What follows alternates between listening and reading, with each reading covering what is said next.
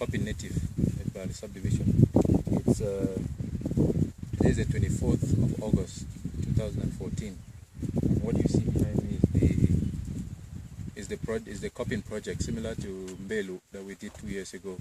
We're doing the same public restroom here at Koppin, and it's the same 6 stalls as it was done in Mbelu.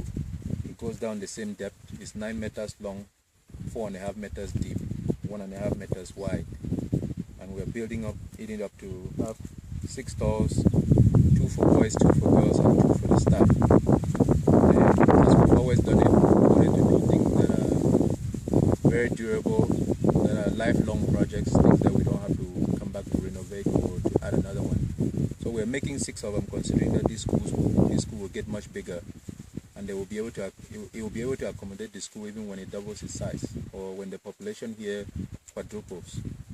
And we're looking at a project that, what we're looking at here, the construction that we've done here, we're estimating that it may take 30 to 50 years before they may need to do anything about this particular pit toilet. So it's just as durable. We're not saving any money. We're making sure that we put something that is befitting to this school. And just a brief description, we dug it down 4.5 meters. What you see here, since we could not transport rocks from Bali all the way to here, and there are no rocks around here that we could build a solid foundation, we decided to use metal and concrete, which is pieces of rock with sand mixed together and sandwiched with the rocks. With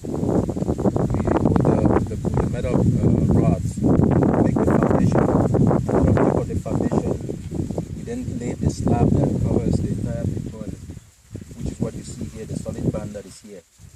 And then from there now we're building up. So there's already been about 1 meter of construction from down where we set up the foundation up to this level.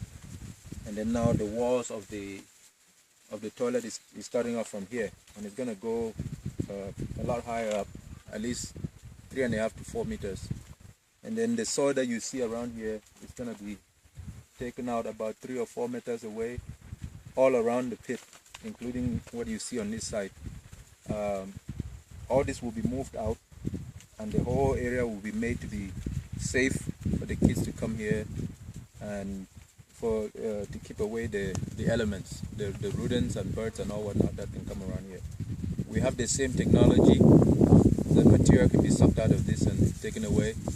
We also have a same venting system, so that the odorous gas that comes from below can all go out high up without leaving any odor around the facility.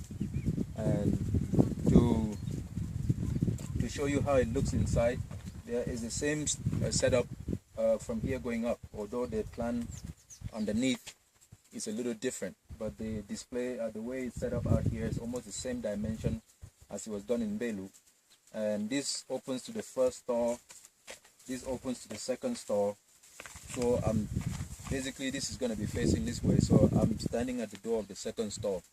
If you can come inside a little bit, and it's the same setting. We have talked about the pit being in the middle. I made this display last time that if I was standing here, I have good space on either side, as well as I have enough space on either side. So basically this is an arm length, and this somewhat half of an arm length on either side. So now, regardless of what size or what height that you have, you can circulate in here freely. I'm standing right behind the pit.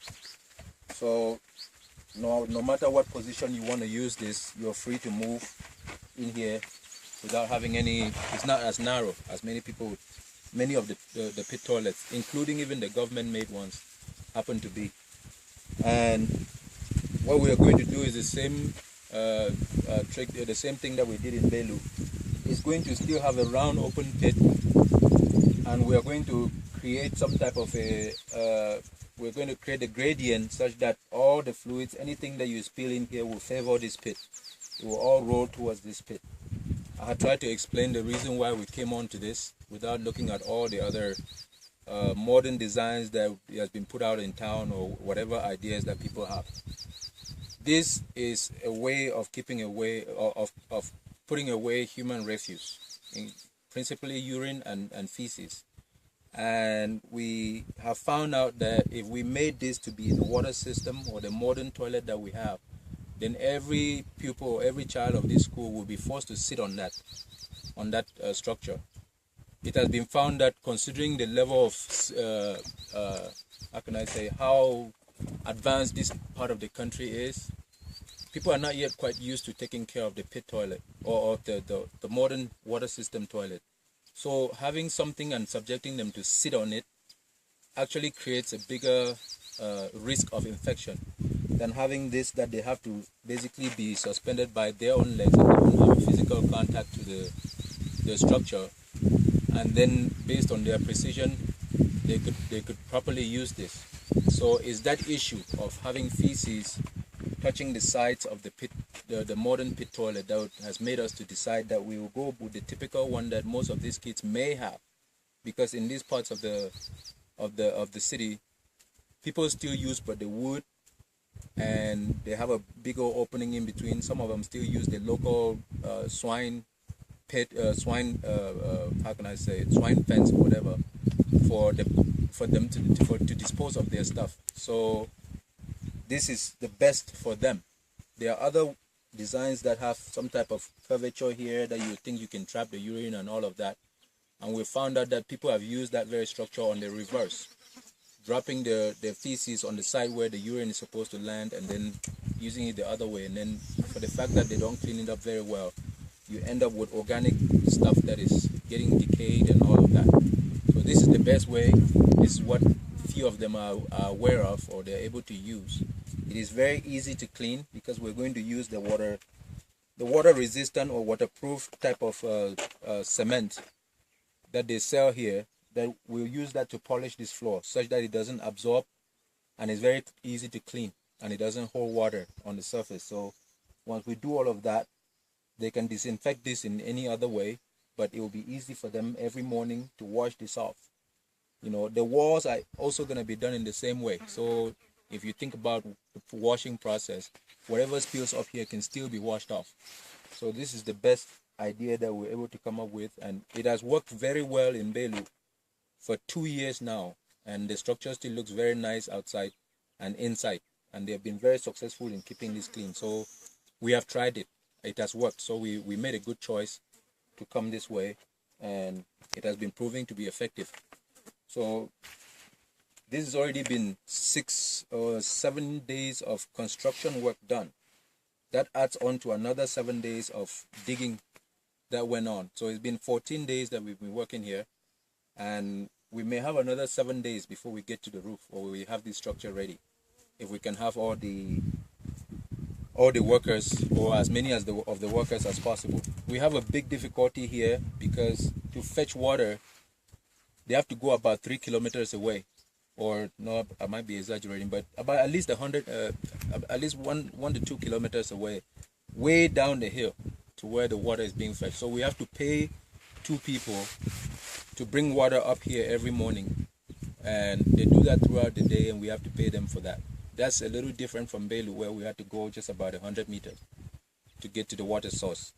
So that's one thing. The second thing is that this one is much farther away from Belu and much further uphill. The road too is just as tedious. So whenever there's any little, if the rain drizzles or it's just a mist or early in the morning, it's such a difficult task to come up here.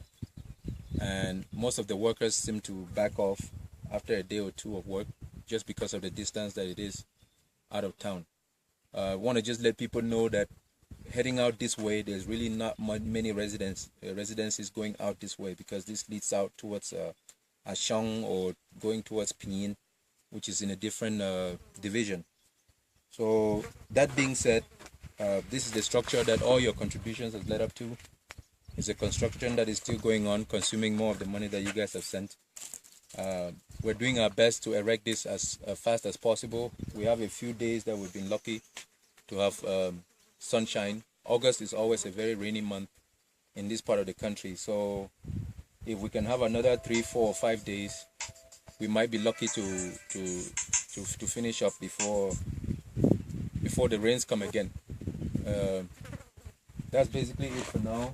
I will send you guys more photographs and especially when the structure goes towards completion. Thank you for viewing this, and I hope you enjoy what you're seeing. Thanks.